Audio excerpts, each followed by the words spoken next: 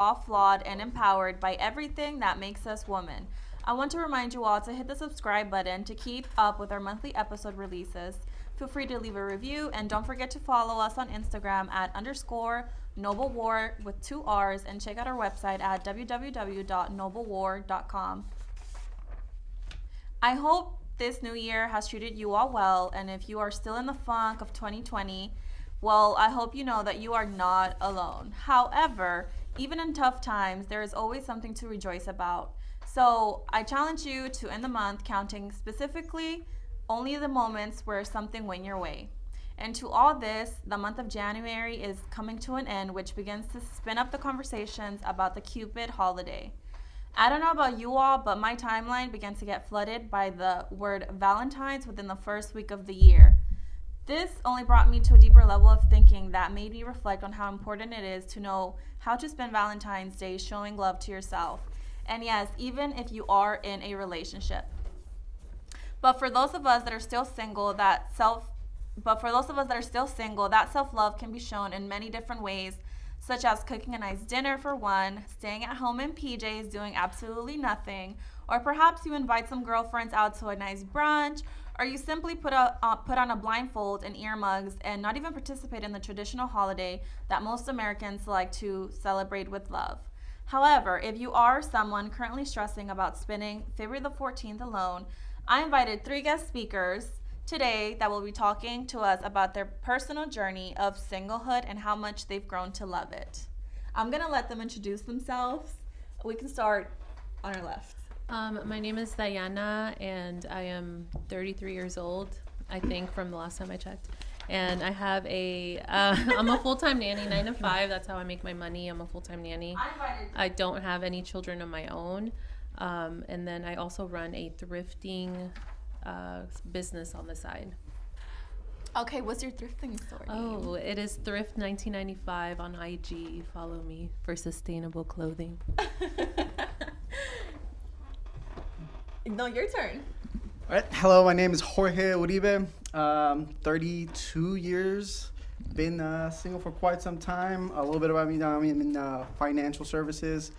I'm online as well. Give out some relationship advice from time to time. If you want to check out my polls, Living for Life 88 on IG. So glad to be here.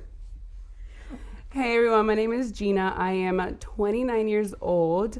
I currently work in the nonprofit world. I am like a operations assistant for different nonprofits, and additionally, I am taking real estate classes. And on top of that, I run my own community organization called The Unity of Us, and I am currently working on making that a nonprofit as well. I have been single for 5 years. Yeah, 5 years. Officially single. Not committed to anyone for 5 years. We can get into more of the details of what single means throughout the podcast, but as of, Did you guys know that according to the U.S. Census Bureau in 2018, half of the American population was single, 32.3% never got married, 1.9 were separated, and 9.9 were divorced, and 5.8 were widowed. It is understood that people going through their singlehood still face some sort of stigma and shame because, they're not adhering to the traditional view that marriage is the gold standard of living. And, it signifies the happy ending that everybody, quote unquote, wants. Especially if you're a woman. I feel like we're mostly pressured to find someone to marry and have kids with. But, for a lot of us, it's not the ideal plan at all. You cannot argue the fact that there are a lot of modern day women who much rather focus on their career, perhaps working out on old traumas to better themselves. Maybe we just simply don't want to go through childbirth just yet, or we just want to be a self-built woman, I just want to point out that happiness, however, is established in whichever way that you want, and it doesn't get determined by your relationship status either. The woman who chooses to be happy will forever be happy because happiness is their pursuit. So, I'm going to cut this part out because I'm going to have an ad on there. I did want to get started and kind of ask you guys, what's the background in your relationship story or history? you know, how old were you when you began to open the doors in your dating life? And I know I'm not the only one. I started having boyfriends in elementary school. You know, ever since then, I was looking for a boyfriend. Like, it was just one of those things. Since how? Since elementary school? Yeah. Girl, I started in high school. Preschool. No. I was at a daycare working day. there for like 6 months, and 2-year-olds were like, yeah, that's my boyfriend. I mean, people happens. start out young. Yeah. How old were you guys? Man, I guess from a guy, and you don't really think about it in the sense, like, I guess, was I talking to girls in elementary school? Yeah, I was talking to girls, but would I consider that as dating? No. Right. But so when I get more serious into that aspect, I guess I wouldn't say until high school. I really didn't do much until I got into like junior year, really dating or going out, talking to anybody. So I feel you, man. So that's what, right. I was definitely, I guess you can almost consider it a late bloomer, so. So when you put it like that, of course, I started to have little fake boyfriends in elementary school, but like an actual real relationship. I want to say in high school also, right? I think that's everyone, because in high school you actually get to do stuff like you're I feel older. like it's everyone, but I wasn't allowed to date in high school. Like, of course I dated behind my parents' back, but I never really had an actual boyfriend until after high school. So Nice. I'm also like a late bloomer, and I've also been single for 5 years. When you said that, I was like, girl, I thought I was like the only one. But yeah, no, later on. Okay, so, you know, is there anything or someone in particular that influenced you having to seek a relationship? I mean, did you guys do it because you felt you were influenced by society, your friends were having relationships, or is it something that you just pushed aside naturally? To not have a relationship? To have or to not have? Because, I mean, I had maybe one boyfriend in high school, and I just never had another boyfriend. But a lot of my friends were in relationships after another relationship because it was just like the normal thing that everybody was just a cool thing to do. Yeah. Yeah. No, nothing. I mean, nothing has influenced me to stay single. But I think once you're comfortable in your space, it just happens. So for me, no. I don't know about you guys. For me, it was different. I guess I didn't have any like serious relationships as people that I talked to through high school, but between like life and that more of experience, I got more of a. I didn't get relationship into a committed until after high school. I guess college time, I still use some of that time just to play around and have a good time, but I feel like I was more focused on doing what I needed to accomplish before I got myself into a serious relationship. So you weren't looking into girls? I was looking into girls. You wasn't hitting girls up like, yo, what you doing? I was, but I wouldn't consider them relationship. Was there people that I was talking to? Yeah, she was there I was talking to, but was that's it such a guy was thing. it established on your end with the girl that you were not looking for a relationship? I never misled anyone to point me like, hey, we are this, and she was thinking we're something else. So, okay. I was actually influenced into a relationship in high school. So I remember like my first crush, I was, I think, in 3rd grade, right? And I liked him until like the 7th grade. And I went to a private school in New York, so our classes were very small. So each grade we still had the same. Bluetooth connected. Every year from pre-K until 7th grade, we were with the same group. So I mean, I liked that one boy for that long. But moving forward, it was around 7th and 8th grade where I noticed all my girlfriends were, you know, having their boyfriends and walking down the hall with them, and I didn't really like anybody. I was extremely picky. I don't know. Still is. I still am. Like, it could be, it didn't mean anything to me if he was so beautiful and pretty to look at. If I just didn't feel that thing, which I'm still trying to figure out what that thing is, I wasn't into it. And that was in middle school. So then I remember in high school, I literally just said yes to guys just so like people can get off my ass. Like, I was like, okay, whatever. And I got comfortable being in relationships. And interestingly enough, all throughout high school and college, I was always in a relationship and known as the girl always in a relationship, contrary to what I'm known for now. The girl who does not want one.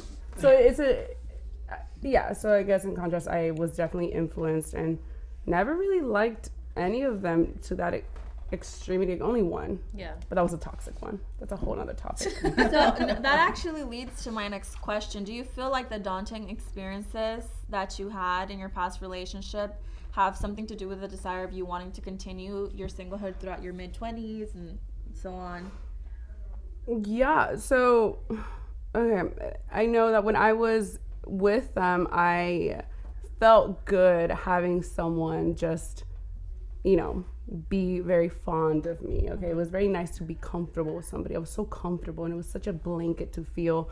But I always knew I wanted more. So I mean, to your question, I feel like having that one relationship where we were both in transition in our college life, and we experienced a very up and down unhealthy relationship. It was something that I found myself craving in my mid-20s. So right now, what I'm looking for is stability and somebody who's aligned with me. And because I'm still transitioning into that person who is not yet me, I'm not comfortable being with that person. But back in my 20s, it was just I was looking for that toxicity, passionate movie love because of that one experience that I had. And then so I feel like so you wanted it back, and then now you don't want it. Right. It's like once better. like you experience, and that can go into like the next topic. Gustarte ser tóxica. Hasta un punto, like up to a certain point, because after we can continue talking about that. So what about you guys? I mean, you guys had a relationship right shortly after high school. How was that relationship like? Was it toxic, or did it end bad for you not to want one after? Why'd you point at me? What happened? Ladies first, go on. I wouldn't say the relationship that kind of has kept me single was toxic. It wasn't toxic. It was just not a good experience.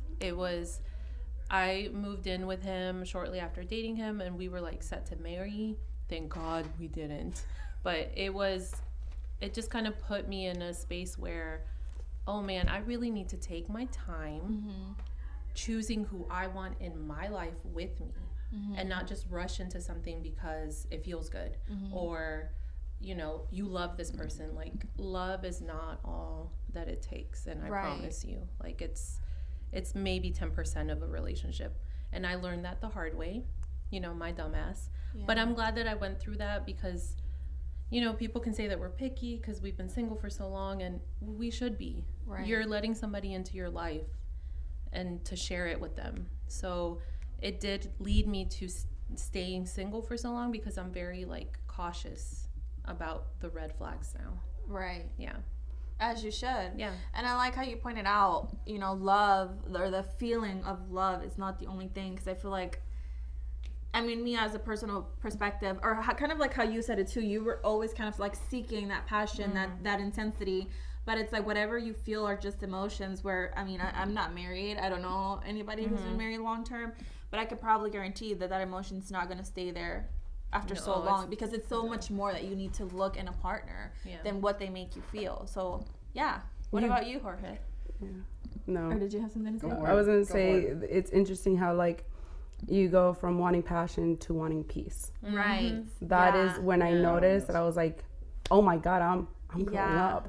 Because it was like that adrenaline and like, you're angry, all these emotions, and after having that toxic relationship, and it's all this intensity. So then you go into, speaking for myself, go into all these little, one-time flings, right? And I had my fun, still kind of having my fun, 5 years single, but like all that passion with all these, kind of flings that I have, I'm like, okay, that's so wonderful in the time being, all this, lust.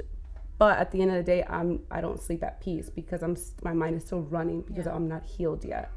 So and then you can buy passion at the stores, okay? Exactly. You can't buy the peace. Passion can be found in so many different ways, and you're absolutely correct. And that's something I was like, hold up. I can like literally do what they're doing for me.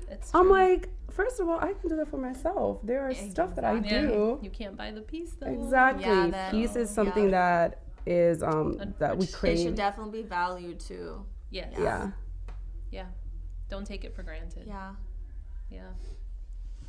Well, man, that puts me in a different situation now. When I was a guy, like, you get into this whole like love and emotion here, but I mean, same perspective. Like, my serious relationship was right out of college. I had my fun. I was focused on school, and I thought it was the next step. Like society, like you finish school, you're ready.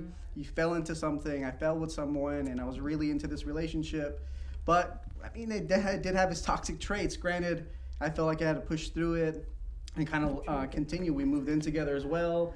We were together for about 4 or 5 years. Like, I thought it was going to progress somewhere because I was putting the effort in, but at the end, we just decided that it wasn't for us, and it just wasn't the situation that worked out.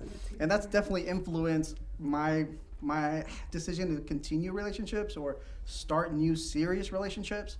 Of course, there's been the same thing, like the flings, people here and there, enjoying the single, but it was a point of really discovering myself from that one relationship and just kind of rebranding myself and what I really want to be. So I definitely can say I took something from from that relationship. Okay, nice. So what are some of the quality traits that you seek in a partner now that you've had a taste of the dating life? Now you know what it's like to be alone. You've learned how to conquer your own peace, make your own space. What is like that one thing that just has to stick out in a partner for you to know that this person's gonna be the one? Oh, I'll go last on this. y'all go first. I'm gonna go last. Or to make it easier, the one thing that you know that has to be it, or the one thing that you know is just not it at all? I feel like for me, it's loyalty and communication. I think a lot of what I've done, even from just dating and talking, everyone's everywhere. Like, we're in a world where everyone's replaceable, so you lose that concept of that loyalty to be like, well, if this one doesn't work out, I have this one set up on the side already. So knowing that you're at a point you're comfortable with someone that, you know what, this is a loyal, and then you can communicate at that point. Those are really two traits that I can say I look for. Okay, so you don't want nobody having no side piece. At that point, yeah, because once I'm ready to make right. That, you don't want to have the side piece. So I don't want to be the side piece. If I wanted, that would be a different conversation. So that's the one thing that you're looking for, like making sure that this person is just solely exclusive, kind of like in the same place as you, just no strings attached, no type of with anybody. Yeah, I can't even think of one person that I've talked to in these years that wasn't talking to somebody else while I was talking to them. Right, and I think that's like more like of a normal, common thing that people do. Like, I'm talking to you, and I'm seeing where this is going, but in the meantime, I'm talking to like 3 other people at the same time. Exactly. You know, it's social media, like dating nowadays. See, people don't think there's anything constantly wrong. Looking for the better version of this person, and exactly. It's frustrating. I think it gets in the way with actually being able to tune in with someone else, and because connecting. I'm getting to know you, but I'm also getting to know 3 other people, so I'm not focusing on what me and you can actually build. Yeah. What about you, Dai? What's your red flag? You were talking about red flags. There was this one, it's oddly enough a comedy special, which, you know, love is comedy, but the thing that this guy said, like, it has stuck in my head since then. And his thing was, okay, say you are not fully developed as a person yet, right? Because you've constantly been in relationships and you've never had the time to actually be single and know yourself. Then you're only going to be, your self-love and self-worth is only going to be like 50%. Right. You're not at 100% with yourself.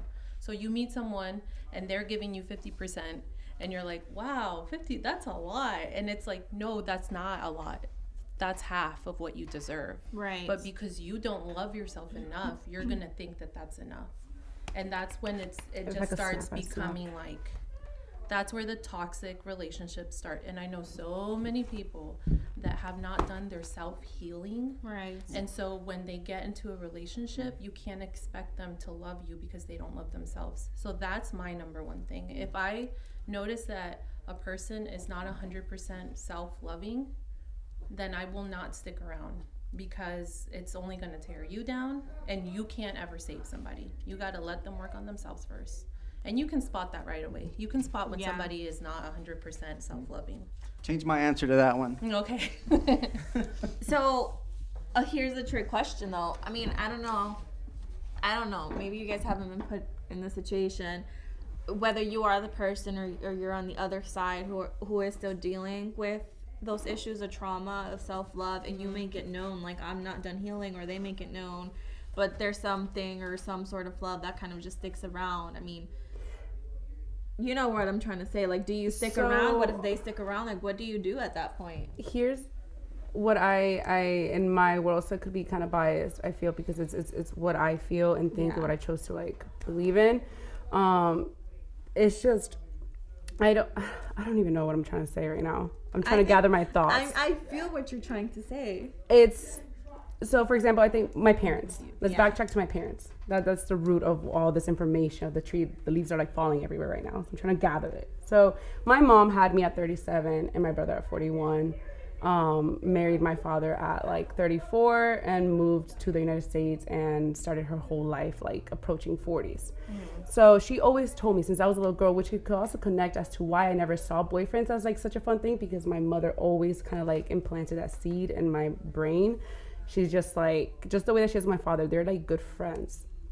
And to explain further, they always said my father had to go through his thing. She's going through their thing. And she told my father in their 20s, because he wanted to marry her when they were in their early 20s.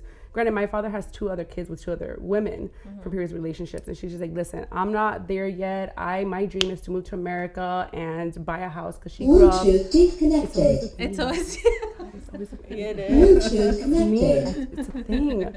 So she, she grew up from Paraguay. So my parents are from Paraguay. And it's only when I talk, I always take Bluetooth connected. So seeing where she grew up from in the farm in South America, and she had this big dream. Like she'd be working in the farm, just looking up at the sky, and she saw an airplane. She's like, I don't know when or how, but I'm gonna be in the airplane and get the hell out of here. And she did. When she met my father, they had kind of like that same dream where he wanted to come to America, but he was more so like, yo, I want to get married. Let's get married, blah, blah, and let's have kids in Argentina. That's where he's from. And she's like, no, I'm sticking to this. I want to get married and have kids in my late 30s. So either you're going to like hop with me or just like disappear from my life.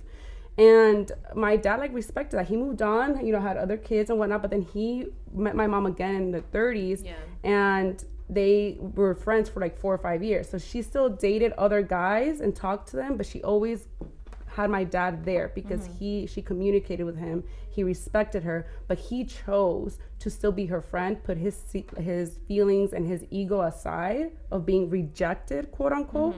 He's like, okay, she just wants to be friends now. But he always saw her as his wife.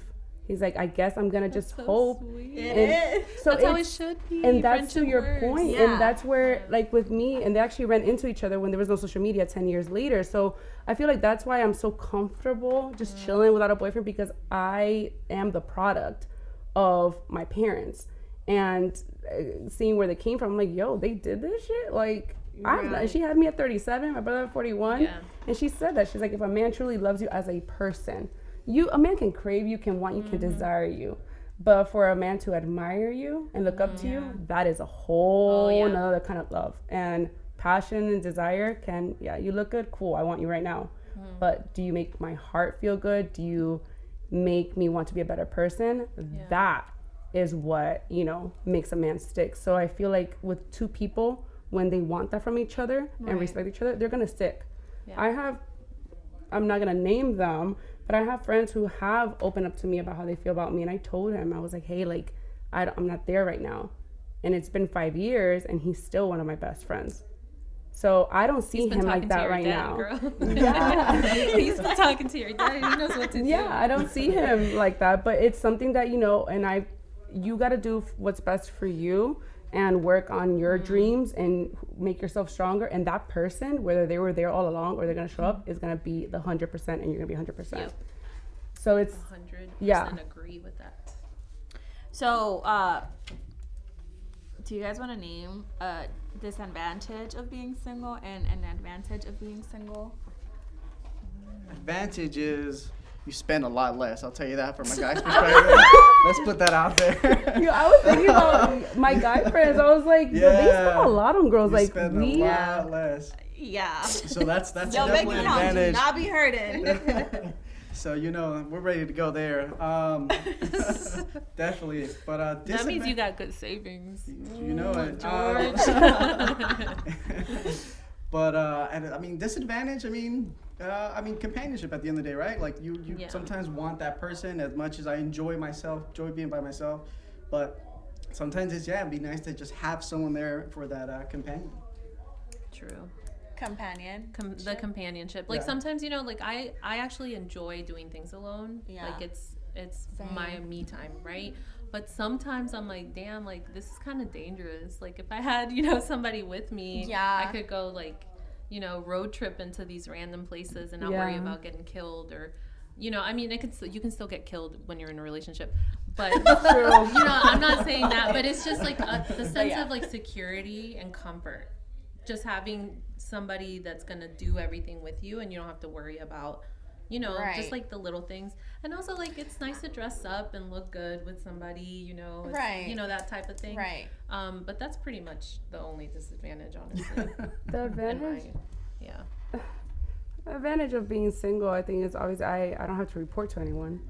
Because I can be kind of a little selfish prick sometimes where I'm like, Yeah.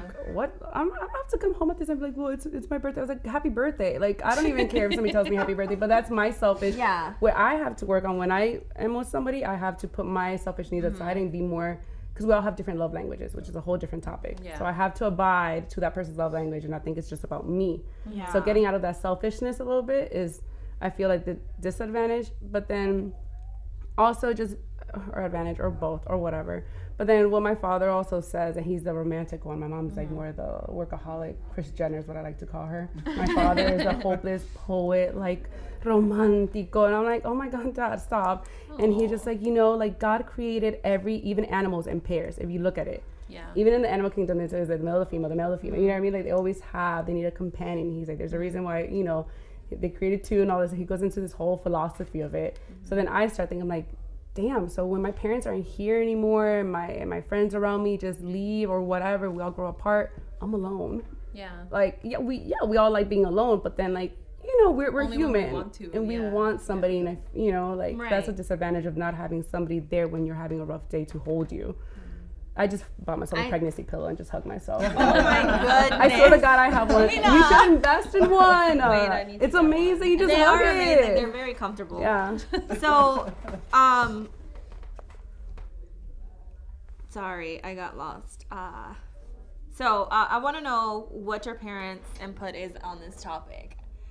What does mom say? Or dad? Well, my mom lets me know exactly how she feels about it. I mean, obviously she would like for me to have, you know, my kids and be married and have that life, and there's been so many times where I almost gave it to her, you know, but I'm always the one that just like, I don't want that. Right. So I know that deep down she worries, and she probably like feels that you know, I'm so sad and depressed in my single life, but that's just the culture, you know, it's the culture. Yeah. It's our culture. Our It culture is. is It's just definitely very the Latin culture. Yeah, but so I know she's not happy with it. Mm-hmm. But I think she's just gotten used to it at this point. Mm-hmm. Yeah. It's como, I had a talk with my dad when I went to Honduras last year, and he was kind of like telling me, mind you, I just turned 23, but he was like, no, like, this is why I didn't want you to be raised in America. You know, Americans are raised differently. Like, women are more focused in their career, not like actually building a family, getting married. I remember And we he talked basically about told this. me, he basically told me, like, la mujer que no se casa a los 30 es el que le dejó el tren. And, you know, he has a very solid, old school, close-minded, typical Hispanic, and he was basically saying la mujer después de los 30 no tiene nada que dar, so a man won't really be fully interested in you compared to you marrying someone in the 20s. But mind you, he's just very old school. I totally don't agree with him, but I really do feel like in my family, I do get a lot of pressure too of like being married and stuff. And you're only 23. I'm only 23. That's so crazy. Well, I think it's because I had a kid. I think now that I had a kid, it's more of a pressure Me of like, when are you guys gonna get married? And it's like, well, hold on, I still have a degree to catch, I have a career to build, I got a house to buy, like I got so many things to do. I want to travel before I thinking of like walking down a wedding aisle. You are, and I always, and I have like my two different groups of friends. Like my friends are either in their 40s, or a few are my age, who we're all like in the same kind of you know vibe. And then I have my younger group, which is like Irma's. And I told Irma this. I told you the other night. I was like, I look up to her and I admire you for that, because girl, at 23, I was not thinking like you. Like straight up, I was like, I'm gonna party, which I don't regret. We all have to go through different phases to release that side, to enjoy our singlehood. So I literally from 23 to 27 did not give a damn about anything. I was just partying, going to music festivals, doing this, going to college, spending my money, all this stuff. And I didn't start, and I, in the back of my head, everything that Irma is dreaming of and speaking into reality right now, I always had in the back of my head. But it was something that I didn't want to think of, because going back to my childhood, I always like had this so serious, intense way of like meeting someone and family. I'm like, wait, I want to actually be free, not be so worried about like my future right now, because I was thinking about my future in middle school. Right? So I commend Irma. And I'm like, that's so admirable to me that as a 23-year-old, you're thinking this way. Yeah, and you have a kid, cool, whatever, but like you literally are thinking so much more far ahead than I was. Because that little voice that you have right now that you're speaking out is just a little seed that I kept like just burying. I was like, get away from me. I don't want to think about all this stuff right now until I turned 28 last year. I'm like, all right, Gina, time to get ready. Like, be serious, you know? Yeah. So everybody's journey is like different. And going back to your father, it's so hard. And this, again, could be another topic for another day, but like the culture. Yeah. It's so intense. Like, even though my parents are kind of old school but modern in a way, when I went to Paraguay a few weeks ago, the first thing everyone asked me, they're like, so what, you don't have a boyfriend? I was like, and I kind of snapped. I was like, yeah, I have like 5.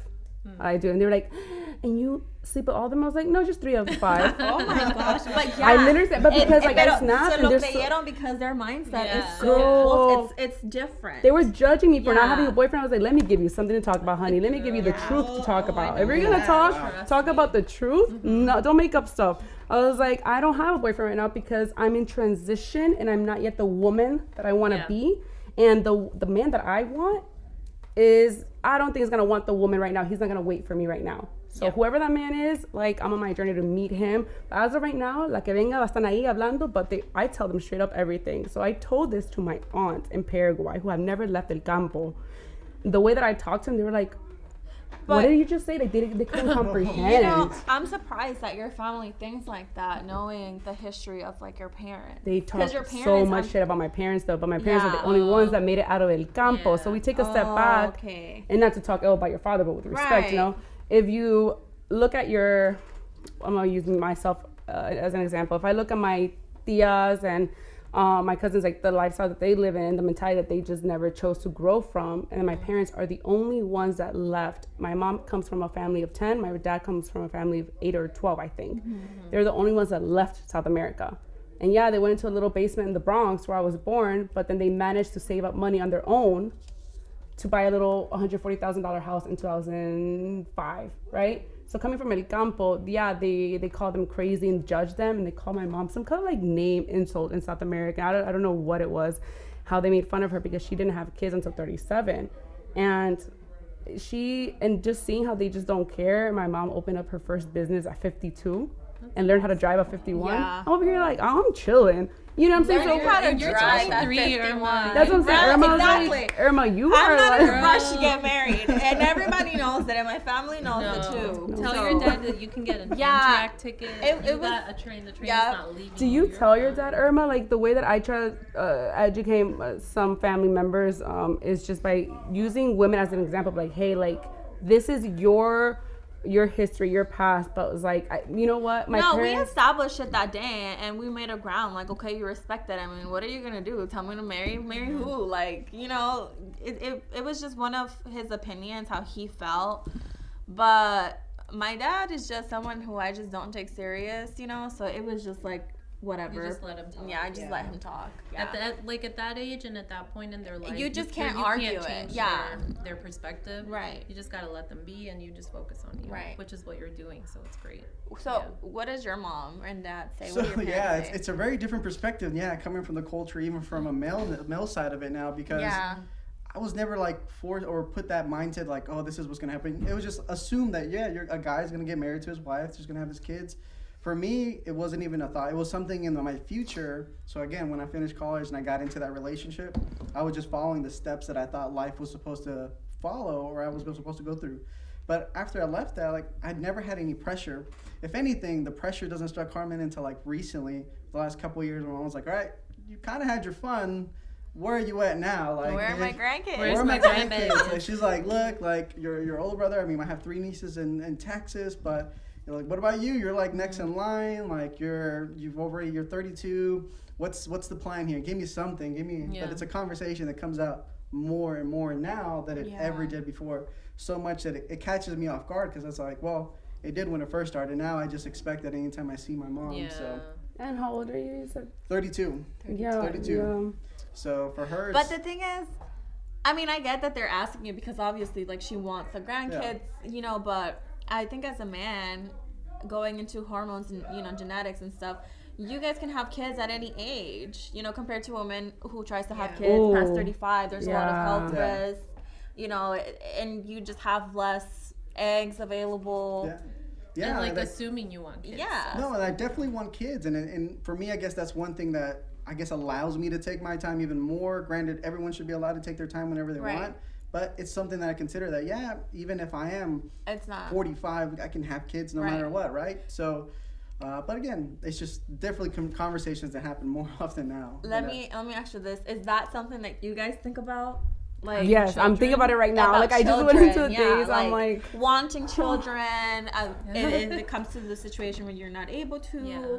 Um, I found I've gone like on a couple of dates, and I found that the guys are actually the ones that are more worried about having children at this age that I'm in, Really? and that's like been a big deal breaker for me because like now I know better, right? That's one of the things that you can't compromise with. Right.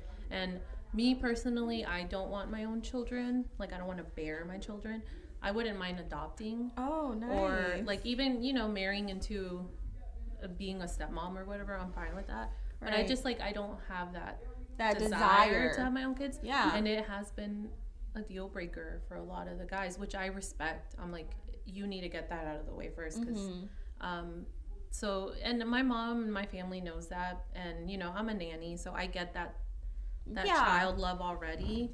I don't want any children of my own. Right. I But- think that can be respected. And I think Yeah. after one child, trust me, girl. Yeah. Trust me. Well, I know You how probably kids don't. are. I know. You probably don't. I Yeah. mean, not even that. It's just the whole physical aspect of just Yeah. pushing them out. That I think that is one of the main reasons why I do not want to have another kid. oh, but Nathan's so yeah. cute. He I is mean- very cute, but you just wish they I've could seen just be I've delivered seen in a your birth. arms. And, Yeah. But that's It's- like amazing. Your mom, you said your mom was 35? 37, 37. and 41. And my mom, she's 41. like 66, and she's That's a cutie patootie. crazy. Like she's still working, and I'm trying to have an unbiased view because you if you close your eyes and think about what your life was before your family, you don't know what it's like because you didn't have. You know Yeah, what I'm saying? So right. like my whole life, I just know that fact. Like my mom has always been an older mom, but she's always had more energy than so many younger people. So I get the whole thing of like the fear of being older. That's a reasonable and understandable thing. But mi mama, like it's just she's just like a different breed. And then I want kids really Yeah. bad. Like it's such a natural, but it could also be the way that I was raised because my mom, because she was older when she had us, she was more like my grandma mom. So that Mimo, That that is cute. yeah, because I didn't have my grandparents. So my mom raised us in a very grandma way. Yeah. So me being raised like that, I already have, based off how I was raised, that natural way of wanting You to want your nurture kids. back. Yeah. So because of that, I feel like that's where my desire, my urge to like give that back comes from. Because I'm still with them. I'm very close with them. That's so I'm awesome. influenced by that. But I do think about what Irma said about the the genetic part of it. It's just, I'm like, oh my God, am I gonna be able to get pregnant if I'm in my late 30s? I mean, it does Right. become, that's why I was saying it's admirable of your mother to have had like, healthy pregnancy and everything. Because it does, like Irma said, guys really don't have to think about, like you guys don't. really That's don't. true. But for us, it does start getting dangerous after a certain age. It's not even about like, can you, it's dangerous Yeah. for you and the baby. Yeah. So that's always in the back of a woman's head if you do want kids. But you got, like, y'all are good. Yeah. Y'all no worries are at all. chilling. We're Like, That's good. probably You why can you're just marry like, someone young, Just like 30 seconds whenever anyone's ready. 30 So it's seconds. yeah. Only 30 seconds. you and your 30 seconds. I'm over here like, You're not making any babies in 30 seconds. You'll be surprised. No. I don't know. Some people act like they were made in 30 So, is there any advice that you want to give? I'm gonna have to skip one of these. I'm gonna just do it some other way. But is there any advice you guys want to give for the people out there currently single, whether they're in desperation, whether they've been sitting at 5 years, and you were getting worried because you thought you were the only one? I Clearly, really did. You're not. I am so glad Yeah. I'm here today. I thought I was like the oldest one. I was like, oh my, I thought your friends were gonna be like in the No. 23, 24 too. That's what I thought. My Like, I didn't soul is read. 25. Huh? My soul is 25. Yeah, that is true. I'm throwing all these She's a different topics. 21-year-old. Are you? Yeah, like I'm- at heart, I'm like an 18, 21 year old. I'm in my like, 20s and my, yeah. I'm like either 21 or like 55. I swear to God, like it's like I have this like mommy in me, and then I'm just kind of like, yo, let's go get lit. It's but I don't know. I'm actually looking forward to my 30s. I don't even know if that was your question again. No, I'm saying any advice that you have to people that are younger. In general. Any advice for single people? For single people, my advice to them would be is to really find their true passion, their true calling. We are all put here, I believe, for a purpose, and we all have a purpose. And I've 99.9% of the time of what I've seen and what my married friends have advised me, and these are my friends in their 40s, in their 50s, and late 30s, they have all told me the same thing. And they're professionals, and the other half are stay-at-home moms, and they'd be like, listen, my advice is to really live your life for yourself. Right. And I'll never forget my goddaughter's mom, who she's my age. No, she just turned 30, and she has two daughters. And she's like, Gina, you're gonna be such a good mom one day. And I was like, it was completely took me out of left field. And I was like, why? Well, thank you, but what is making you say that? She said, it's because you're literally going through trial and error with yourself, by yourself. Right now in this life. I was like, what do you mean? She's like, you're traveling, you make mistakes, and then you learn. You're really learning your skills, your flaws, you're embracing them, and then when you're a mom, you're gonna already know, kind of thing. That's what she told me from her personal thing. And that's my advice to them, would be just to find yourself truly. Like, what is your hobby? And if you are a single parent, have the support of your significant other or family or somebody that can, guide you through that step as well. You can still find yourself if you're a parent. And that's what I told and advised my friend. I was like, well, you can too. Like, you can still go on that journey even though you're a mom. I don't think the world ends when you're a mom. You can still travel. It doesn't end, but it is just a slightly bit different. Yeah, it's a little harder because you have to learn how to be selfless, and it's like, I don't know. That's like another conversation, maybe for another topic, but it is a little bit different. Yeah. Do you guys have anything? What's your? I guess for guys would be a big one is, and I'm going to say this because of women have told me, relationships, women aren't your therapists. So guys really need to get to know themselves first before they commit it. Because I hear it time and time again. It's, oh man, this guy had problems and all he did was want to talk, like, and then really didn't get anything out of the relationship other than the guy just really like, look, becoming a burden. Yeah, at that point you're a burden for her. So again, she's not your therapist. She's not there to help you figure things out. That's something you have to figure out for yourself. Right. Because even when you leave that situation and you don't have that person, so really in that point, like, there's a really thing about getting to know who you are. Yeah. And that's the time you take when you're single and really focus on that. Like, it doesn't make you less of a man to go to therapy. It doesn't. I've done it. I've been through it. It's one of those, like, it's really helpful that you go and talk, especially from our culture. You raised as guys, we're really macho mindsets to think of in this Mexican culture, Latin culture. So for us to break away from that concept, because you bring that into relationships, create toxic environments. So that's a big one, just for guys to just know themselves, really get to know them. I love that he touched on that, because it's like, like, just, I guess any culture that's not American and white, the man has that big kind of burden to be like, you got to be a man and you can't like cry in front of your woman, your children, and it's like, go to therapy. Honestly, like, nowadays you can find so many, even free therapy. There's free therapy. I think therapy should be for everybody should go to I therapy. just don't think that people realize in general that, like, you carry something with you from your childhood. Like your childhood was not perfect. Your parents were not perfect. There was something that affected you in some sort of way, and people bring these things into a relationship, personality traits that they do not realize. And it's something that I think, even if you feel like you don't got shit going on, just go to therapy and you will see. Everybody does. Yeah, everybody does. But, I think that is important. Yeah.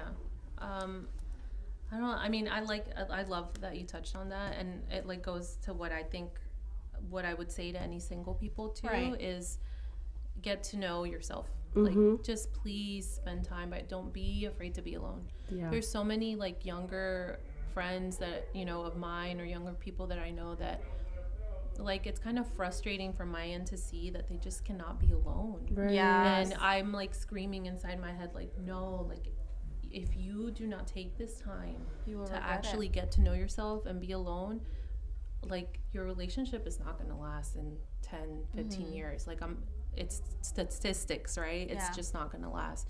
So just you have to get to know yourself and know what your worth is, and please find someone that is the same level of loving and caring and compassion as you, because otherwise it's just like, I mean, every relationship's going to have issues, but it'll make it easier in the end if you know yourself. Right. Yeah. And it's important to learn that, because not even twins are born from the mother's womb at the same time. And I always say that, like, we all enter this world alone and we leave alone, and to get too deep into it. Ooh. So for us to be really strong, I feel like, because if we marry someone and God forbid our husband or your significant other passes away, or your child, it's going to be so hard. Yeah, and we're going to find ourselves so lost at a later age. It's so important to start training right now as best you can, because life is unpredictable, and we want to be the strongest versions of ourselves on our own. And that way when we meet somebody else, it could be like a power team. And when that happens, it's not going to be as difficult to overcome. Right. Yeah. Not become so dependent on someone. Right. Yeah, because you know yourself and what you're capable of. Yeah. So that is all for today, peeps. Just remember, as cliche as it sounds, it is okay to be single, quote unquote, forever, if that's what you wish to do. And as the Bible states on Corinthians 7, singleness is a gift, but each has its own gift from God, and one of one kind and one of another. So see you next month. Thank you for tuning in. Thank you. Yay. Thank you. All right, thank you guys. This was good. I need to tag y'all. I don't have your face. Yes. Pregnancy pillow. I'm good. Yeah. What my pregnancy? What's here? Tag yourself, because I kept my little comment. I was just like, we're talking about singlehood in your 30s, and I'm like, yeah, as humans we crave it. It's natural. That's why I got myself a pregnancy pillow. Yo, it's the best. I swear to God, like, I'm over here, like, okay, I do watch a lot of romantic movies sometimes, and I like romanticize it, and I'm like, and I just grab the pillow and I just cry, and then I'm okay afterwards. It's normal. I'm gonna look into that pillow. Like, what? It's so comfortable. It's called the pregnancy pillow.